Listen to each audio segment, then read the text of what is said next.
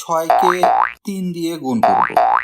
তাহলে সংখ্যা দুটিকে আমরা ওপরে নিচে লিখে ফেলি, 6 গুণন 3। তাহলে তোমরা বলো তো গুণফলটি কত হবে? গুণফলটি হবে 18, কারণ 6কে 3 দিয়ে গুণ করলে গুণফল আসে 18, 3 6 18। এখন একটি গুণনাঙ্কের 3টি অংশ থাকে, গুণ্য, গুণক এবং গুণফল। যে সংখ্যাটিকে গুণ করা হয় তাকে বলা হয় গুণ্য, যে সংখ্যাটি দিয়ে গুণ করা হয় তাকে বলা হয় গুণক, এবং গুণ করে যে ফলাফল পাওয়া যায় তাকে বলা হয় গুণফল।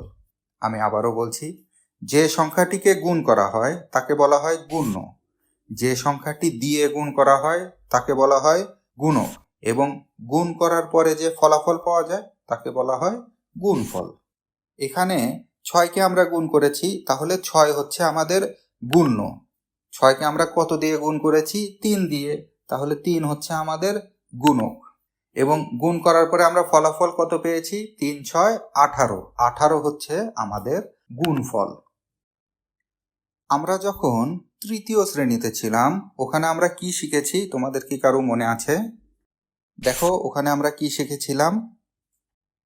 গুণক 1 করে বৃদ্ধি পেলে গুণফল গুণের সমান করে বৃদ্ধি পায়, আবার গুণক 1 করে কমে গেলে গুণফল গুণের সমান করে কমে যায়।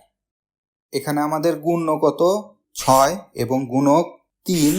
গুণককে যদি আমরা 1 বৃদ্ধি করি অর্থাৎ 3কে 4 করি, তাহলে গুণফল গুণের সমান অর্থাৎ 6 বৃদ্ধি পাবে। তাহলে গুণফল কত হবে? 18 যোগ 6 সমান 24। এখন তাহলে আমরা 6কে 4 দিয়ে গুণ করে দেখি, 4 6 24। আবার দেখো গুণককে যদি আমরা 1 কমিয়ে দিই অর্থাৎ 3কে আমরা 2 করি, তাহলে গুণফল গুণের সমপরিমাণ কমে যাবে অর্থাৎ 6 কমে যাবে। তাহলে গুণফল কত হবে? 18 বিয়োগ 6 সমান 12। তাহলে 6কে আমরা 2 দিয়ে গুণ করে দেখি, 6 দুগুণে 12। এখন দেখো 6কে যদি আমরা 3 বার যোগ করি তাহলে আমাদের যোগফল আসে 6 যোগ 6 সমান 12 যোগ 6 সমান 18। আবার 6কে যদি আমরা 4 বার যোগ করি তাহলে যোগফল আসে 6 যোগ 6 12 যোগ 6 18 যোগ 6 সমান 24। আবার 6কে যদি আমরা 2 বার যোগ করি তাহলে আমাদের যোগফল কত আসে? 6 যোগ 6 সমান 12। তাহলে এখানে আমরা কি পেলাম? কোনো একটি নির্দিষ্ট সংখ্যাকে, যেটাকে আমরা বলি গুণ্য, নির্দিষ্ট সংখ্যক বার, যেটাকে আমরা বলি গুণক, যোগ করে যোগফল নির্ণয় করার সংক্ষিপ্ত পদ্ধতিকে গুণ বলা হয়। আমাদের উদাহরণগুলিকে দেখো, 6কে 3 বার যোগ করে আমরা যোগফল পাই 18, আবার 6কে 3 দিয়ে গুণ করে আমরা গুণফল পাই 18। 6কে 4 বার যোগ করে আমরা যোগফল পাই 24, এবং 6কে 4 দিয়ে গুণ করে আমরা গুণফলও পাই 24। আবার দেখো 6কে 2 বার যোগ করে আমরা যোগফল পাই 12, 6কে 2 দিয়ে গুণ করে আমরা গুণফল পাই 12। তাহলে কোনো একটি নির্দিষ্ট সংখ্যা যেমন 6কে নির্দিষ্ট সংখ্যক বার অর্থাৎ 3 বার অথবা 4 বার অথবা 2 বার যোগ করে যোগফল নির্ণয়ের সংক্ষিপ্ত পদ্ধতি কি হলো? গুণ। তোমরা সকলেই মিনা স্কুলে যায় কার্টুনটি দেখেছো। এই কার্টুনে মিনা তার মুরগিগুলোকে হিসাব করে রাখতো। মিনার মোট 6টি মুরগি ছিল। মিনা তার মুরগিগুলোকে কিন্তু 1 2 3 4 5 6 এভাবে যোগ করে 6টি মুরগি হিসাব করে রাখতো না। মিনা তার মুরগিগুলোকে কিভাবে হিসাব করতো? 2 1-কে 2, 2 দুগুণে 4, 3 দুগুণে 6। অর্থাৎ মিনা তার মুরগিগুলো যোগ করার ক্ষেত্রে যোগের পরিবর্তে যোগের সংক্ষিপ্ত রূপ গুণনের ব্যবহার করত। আমরা আবার বইয়ে ফিরে আসি। দেখো এখানে কি বলা আছে? গুণের ক্ষেত্রে গুণ্য ও গুণকের স্থান বিনিময় করলেও গুণফল একই থাকে। অর্থাৎ আমরা যদি 3কে 6-এর স্থানে নিয়ে যাই এবং 6কে 3-এর স্থানে নিয়ে আসি তাহলেও কিন্তু গুণফল একই থাকবে, 3 6 18। কিন্তু এখানে গুণ্য এবং গুণক পরিবর্তন হয়ে গেছে। আগে গুণ্য ছিল 6 এবং গুণক ছিল 3, এখন গুণ্য হচ্ছে 3 এবং গুণক হচ্ছে 6। অর্থাৎ আগে আমরা 6কে 3বার যোগ করে যোগফল পেয়েছি 18, কিন্তু এখন আমাদেরকে 3কে 6বার যোগ করে যোগফল নির্ণয় করতে হবে 18। আমরা যোগ করে দেখি। 3 যোগ 3 সমান 6, যোগ 3 সমান 9, 9 যোগ 3 সমান 12, 12 যোগ 3 সমান 15, 15 যোগ 3 সমান 18, 3 6 18। কোনো কিছুকে শূন্য দিয়ে গুণ করলে গুণফল সবসময় শূন্য হয়। অর্থাৎ আমরা যদি শূন্যটি 6 যোগ করি তাহলে যোগফল কত হবে? 0। তেমনি শূন্য দিয়ে কোনো কিছুকে গুণ করলে গুণফল সবসময় 0 হবে। তবে শূন্যের বামে যদি কোনো সংখ্যা থাকে তাহলে তার গুণফল 0 হবে না, তার গুণফল গুণ করে বের করতে হবে।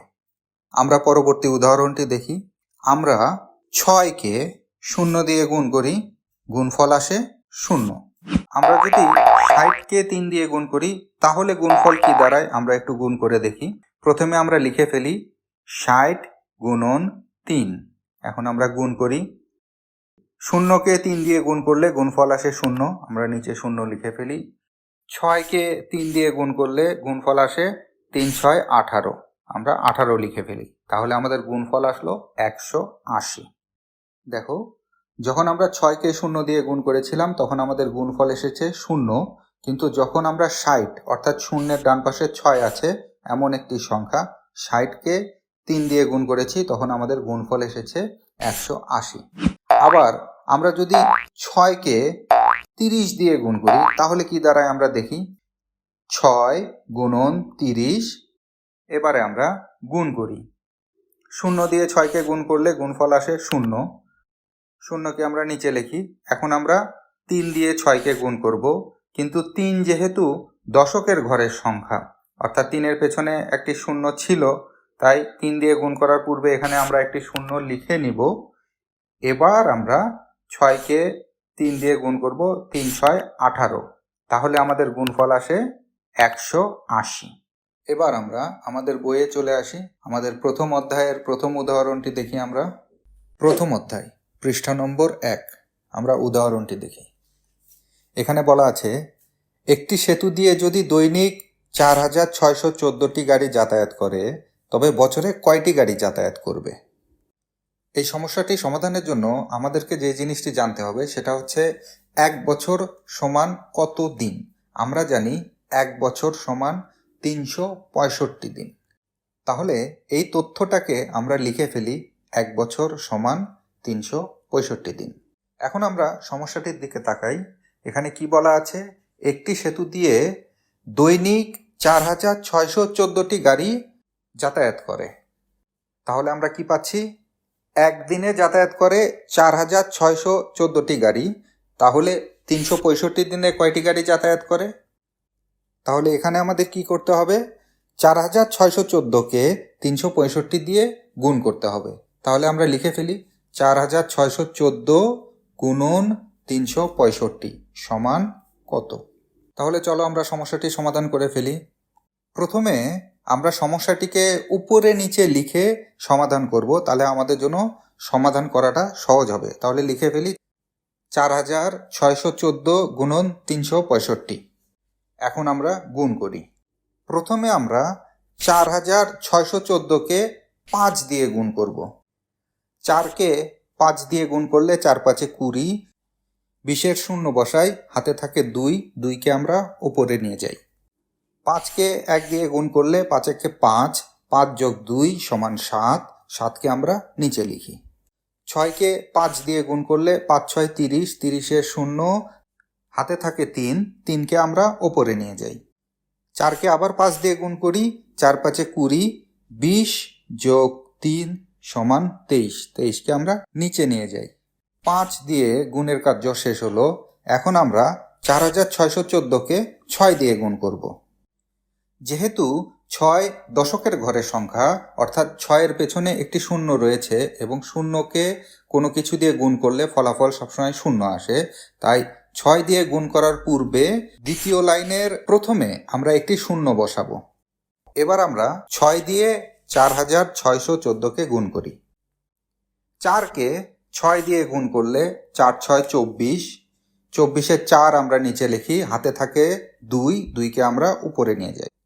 1কে 6 দিয়ে গুণ করলে 6 1কে 6, 6 যোগ 2 সমান 8, 8কে আমরা নিচে লিখি।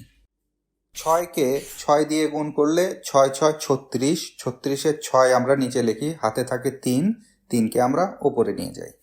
4কে 6 দিয়ে গুণ করলে 4 6 24, 24 যোগ 3 সমান 27, 27কে আমরা নিচে লিখি।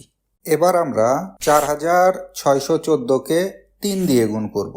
যেহেতু 3 হচ্ছে শতকের ঘরের সংখ্যা, অর্থাৎ 3-এর পরে 2টি শূন্য রয়েছে এবং শূন্য দিয়ে কোনো কিছুকে গুণ করলে শূন্য হয়, তাই গুণনের শুরুতে প্রতিটি শূন্যের জন্য একটি করে মোট 2টি শূন্য আমরা প্রথমে নিচে লিখব।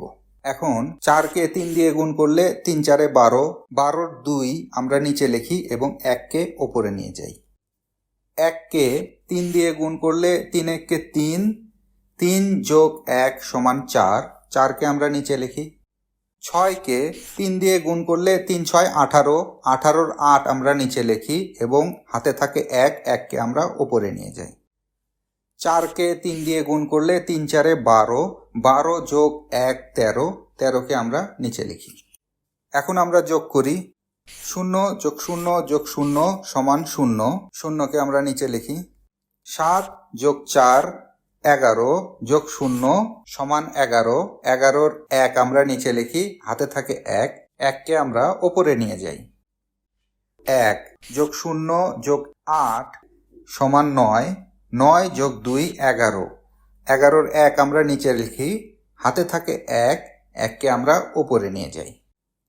3 যোগ 1 4, 4 যোগ 6 10, 10 যোগ 4 14, 14-র 4 আমরা নিচে লিখি, হাতে থাকে 1, 1কে আমরা ওপরে নিয়ে যাই। 2 যোগ 1 3, 7 যোগ 3 10, 10 যোগ 8 18, 18-র 8কে আমরা নিচে লিখি, হাতে থাকে 1, 1কে আমরা ওপরে নিয়ে যাই। 2 যোগ 1 3, 3 যোগ 3 সমান 6, সবশেষে 1। তাহলে ফলাফলটি কি দাঁড়ালো? 16,84,110টি গাড়ি। আশা করি তোমরা সবাই বুঝতে পেরেছো। যদি বুঝতে না পারো তাহলে ভিডিওর এই অংশটুকু আরেকবার দেখো। যদি তোমরা সমাধানটি বুঝে থাকো তাহলে এখন নিজে নিজে খাতায় একবার না দেখে সমস্যাটি সমাধান করো।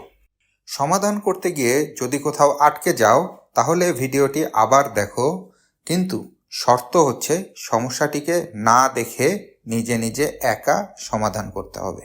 যতক্ষণ পর্যন্ত তোমরা সমাধানটি নিজে নিজে না করতে পারবে ততক্ষণ পর্যন্ত সমাধানটি বারবার দেখো।